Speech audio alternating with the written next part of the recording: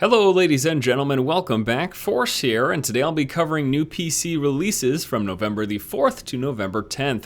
There's a handful of additional games beyond the ones listed here, but I decided to discuss the most notable as well as the ones that I am interested in. Let's go ahead and get things started. On Monday, November the 4th, we saw the release of Battle World Kronos. This is a turn-based strategy game in the tradition of titles like Battle Isle, Advance Wars, and Panzer General. Features 2 single-player campaigns with roughly 30 hours of gameplay, also includes challenge maps to test your skills, cross-platform multiplayer, as well as a map editor. This game is available now for $34.99. Moving on to Tuesday, November the 5th, the big release for this week is, of course, Call of Duty Ghost, this year's installment in the Call of Duty series, which was developed by Infinity Ward. Some of the brand new features to the game include new leaning, dynamic maps, player-driven events, and character customization. There's also the brand new Extinction game mode in which you fight off waves of invading aliens. Now, it's important to note that this game is being released on 6 different platforms because it is being published not only to current generation games and PCs, but also to the next-gen consoles. So that probably explains why the game runs like crap. There's been a very lukewarm response to this title. Some people are saying, it's just more Call of Duty. Some people are saying they took 1 step forward and 2 steps back. Overall, I can't say that I have many complaints about the gameplay itself because it just plays like a COD game, but there seems to be some serious optimization issues. Let me just give you a point of reference. I run Battlefield 4 at least 60 frames per second on the highest settings very smoothly. Call of Duty Ghosts looks not nearly as good, not even close. You can't really compare the 2 games, and this game's frame rate is horrendous. So that leads us to believe that those are optimization issues, and given that this game is being launched on 6 different platforms, the fact that they do not have it optimized ideally for all of those platforms, it's not that surprising. It's not an excuse, but I'm not all that surprised. Anyways, beyond that issue, it's a new Call of Duty game, and it's available now for $59.99. State of Decay also saw its official PC release on Tuesday. This is the third-person action zombie survival game set in a dynamic open world.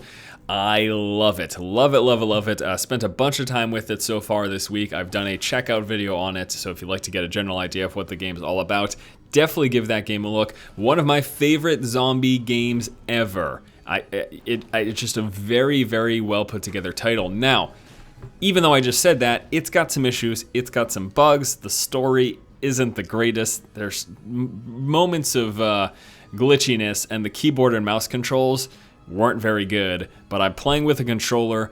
The world is great, the gameplay is solid. I just think all around it's a very good game, especially given it only costs $19.99. I think it's a game that gets my recommendation. And then finally, for new releases on Tuesday, we're actually seeing the early access open up for Grim Dawn, a hack-and-slash action RPG from the lead gameplay designer of Titan Quest. Features satisfying combat, strategic character development, frenzied loot collection, and quest with choice and consequence. Now, beyond being led by the lead gameplay designer of Titan Quest, it also uses an enhanced version of the Titan Quest engine and tools. So, if you liked Titan Quest, you'll probably like Grim Dawn. The early access is available now for $29.99. I have to be honest, I gave this game a look about a month ago. I didn't end up doing a video because frame rate issues, poor optimization. The game seemed alright overall, but it was just not cooperating with me, and so I didn't end up covering it. It gave me sort of a bad impression, but hopefully as it continues to go through development, those issues get fixed and I can give this game a look because it does seem rather promising.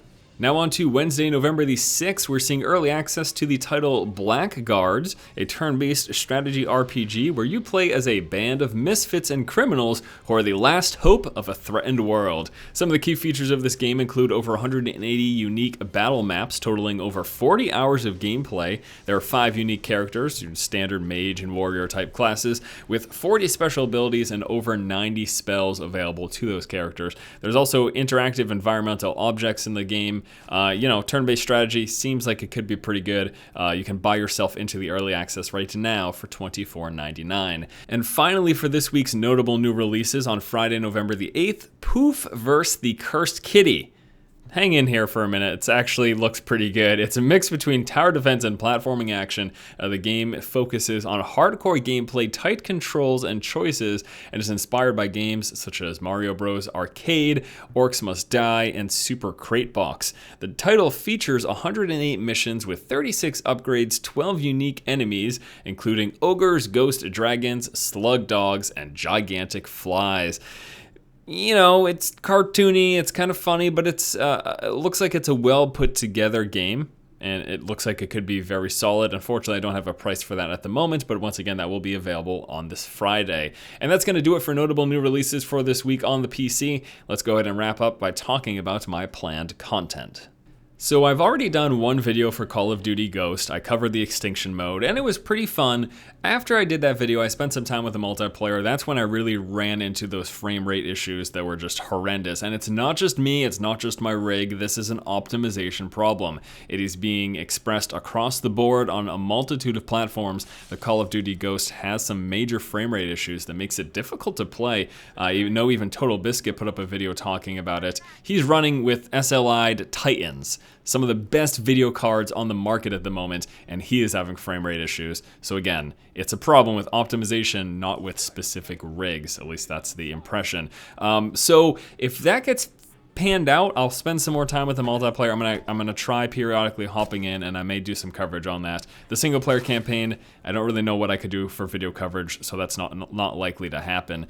Beyond Call of Duty Ghost, I'm also gonna be taking a look at State of Decay. I already put out a checkout video. I'm continuing to play and love playing that game, and so there might be some follow-up coverage. I'm also expressing interest in Blackguards and Grim Dawn. Grim Dawn I talked about earlier in the video. I had problems with it, that's why I didn't cover it. Blackguard seems interested. I'm going to reach out to the developer, see if they can give me a copy, and if so, you'll probably get some coverage here on the channel.